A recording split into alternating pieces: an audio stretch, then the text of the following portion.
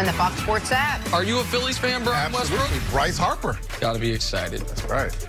Back here with Brian Westbrook. So Rob Gronkowski called it quits after 9 seasons, racked up 3 titles, one of the best careers ever for a tight end. Tom Brady took to Instagram, talk about his longtime teammate, said, "Love you, man, the GOAT. Couldn't be a better person or teammate." All right, Brian, so let's now look at Rob Gronkowski's retirement from the Patriots offense perspective. Where does that leave them now? You know, I heard what CeCe said, and I think you're absolutely right. You can't find one person to duplicate anything that Gronkowski is able to do. Hall of Fame type of player. We understand that. I think this hurts this offense tremendously. I think Gronk was the thing, the engine that got this thing going. As far as the running game, you can't have another guy that's going to block as good as Gronkowski. You're not going to have another guy that you can have at the end of line as well as displace and be as good of a receiver, mismatched presence. You're not going to find that. I think all those things mean Sony Michel suffers just a little bit running out of the backfield. I think that some of the matchups that Julian Edelman was getting one-on-one matchups was because Gronk was on the field. He created space. He created situations where teammates around him were more successful. One of the biggest matrices when you look at NFL and success is your success on first and second down. Yes. Gronkowski was huge on first and second down. I think this takes the Patriots down just a peg when you're talking about trying to continue to build in that legacy. Well, and you mentioned earlier when you're evaluating great players, one of the things you look at is how do they perform in the biggest moments? And year after year over this last half decade, in the biggest spots, who do the Patriots go to? It's 87. It was true when they were trailing the Chiefs late in that game. He had the biggest catch of the drive to set up the go-ahead touchdown. After the Chiefs tied the game, they go to overtime, 3rd and 15. If he doesn't convert that, they're punting back to Patrick Mahomes, and they probably don't make the Super Bowl. And then the play we're showing you right here. The only real explosive play of the entire Super Bowl for the New England Patriots was Rob Gronkowski, 29 yards to set up the touchdown. And the versatility. See, you talked about how the Patriots were predictable in this regard. If James Devlin's on the field, they're running the football. But they were not predictable at all based on Gronk. Gronk played every snap of the Super Bowl, every snap of the AFC title game, because whether they were running or passing, he was a great option for them. That simply will not be the case, even if they draft the best tight end in football, like best tight end in the league. They missed an opportunity on Jared Cook, so that's now off the board. It's one of the reasons they were frustrated Gronk didn't announce his retirement a week or 2 earlier. And so we know that they have to replace their left tackle. We know that they have to replace Rob Gronkowski from a pass blocking, pass catching, and run blocking standpoint. So everything, they're a little bit worse without one of the greatest to ever do it. And it's not just that Belichick will miss him and the offense will miss him.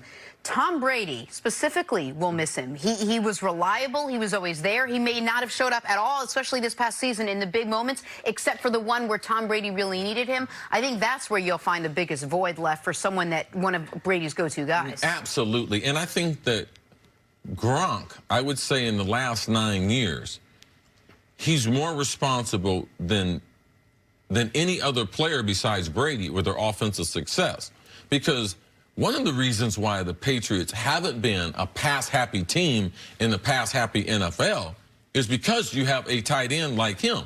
Now, they had Nate Solder 2 years ago, but besides that, their offensive line has been undersized. Man, they have some small guys, man, who can get out and run and have some versatility. But because you have Gronk, I'm talking about, he is so dominant in the run game that, as you mentioned, a lot of the analytics in football now are leading to not talking about 3rd down conversions. It's how successful can you be on 1st down and 2nd down. Avoiding third. That can keep you out of 3rd and long. 3rd and long is the down in the NFL where you get sacked and you turn the football over. So not having Gronk there, Tom Brady's going to miss him more than anyone. And Josh McDaniel, who's coming up with these game plans, I believe that he will feel that punch. Now, him and Brady the most. This is what you do if you're Josh McDaniels. You find a way to get the ball to your running backs. You find a way to get the ball on the edge to your running back. James White has continued to be great throughout his career. I remember a guy named Kevin Falk back in the day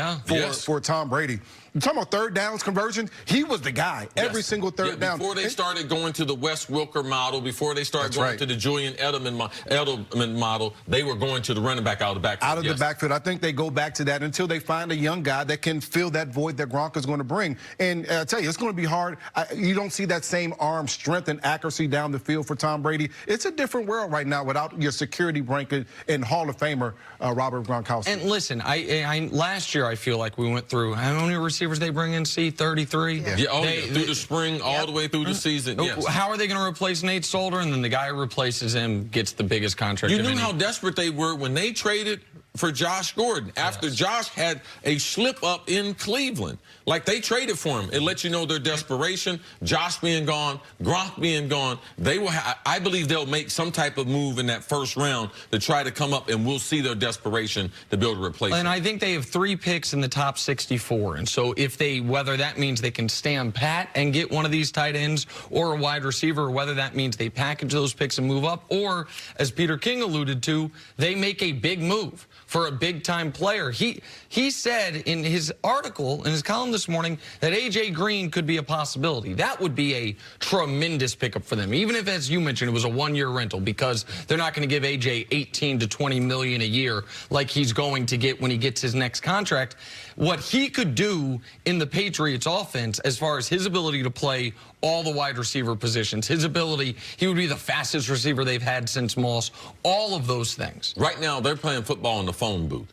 Rob Gronkowski is their only deep threat that they had on the roster, and he was doing that from a tight end. They do not have speed outside. Edelman, we know he's a choice route, option route in the slot. A.J. Green would make sense to be able to give them some vertical threat, because right now, man, they would have to fight. I mean, we'd be fighting the game right on this table because they don't have a bunch of skill and talent and or speed. Tony Michel he was getting 20 carries when he was healthy last year. He'll get 25. They'll bump that up. They'll get the ball to the right. As we sit here today, is their best deep threat Philip Dorsett? Is that where they're at? Just on paper. Yeah. I mean, that's and again, I'm not writing the obituary for him, because last year they showed that they can find a way to make it work. But one of the keys that unlocked their ability to play that old school style of football in the playoffs now just announced his retirement. Gronk's been gone 8 hours. I missed him already. Brian, thanks for joining us. Also gave us 3 good segments today. Coming up, did UCF give teams a blueprint for slowing down Duke? That's next on First Things First.